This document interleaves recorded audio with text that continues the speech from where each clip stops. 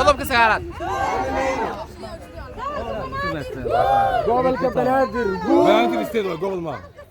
waa maamul gobolka guud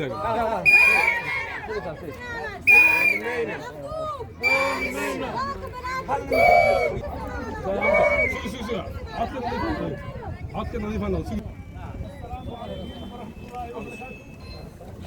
واسلو عبد الرحمن اسلو عمر اسلو قاسم بنادر ستيت بنادر ستيت واحد من تاجن هرتي تاجن وشعبك قبل كبنادر وصوب بحي مانتا إنay ilaashadaan ka dagaalamaan diidaan xuquuqdooda la afduubo waxaan halkaan ugu soo baxnay inaan cadeyno in dawladdu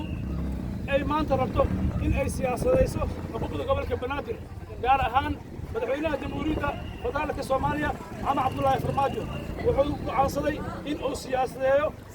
xuquuqda gobolka banaadir taasoo ay ka xishoodeen madaxweynayaasha asaga ka horreeyay iskuna dayeen inay afduubaan ama ay siyaasadaan maanta waxaan diidanahay oo cadeynayna inaan marnaba ka aqbali doonin in madaxweynaha jamhuuriyadda federaalka Soomaaliya in uu xuquuqdeena siyaasadeeyo oo ka dhigay mid dadka ka dhaxayso xuquuqda gobolka banaadir ma ahan mid dadka ka dhaxayso xuquuqda gobolka banaadir ma ahan mid baarlamaan u taalo xuquuqda gobolka banaadir ma ahan mid wax laga weydiinayo aqalka sare xuquuqda gobolka banaadir ma ahan mid wax laga weydiinayo madaxweynaha iyo ra'iisul wasaaraha xuquuqda gobolka banaadir waxa iska leh ولكن نتاجر هذا نتاجر شعب الدول كبنادر أيها كتشرايو مجرى قضي أما سياسي أما حلبان أود له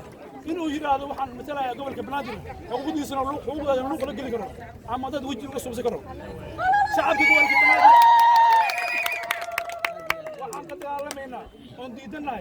ظلمك waxaa sheegayo dastuurka qodobka sagaalaad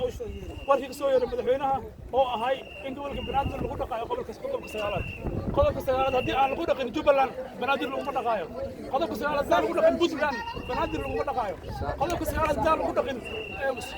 koonfur galbeed banaadir lagu dhaqaayo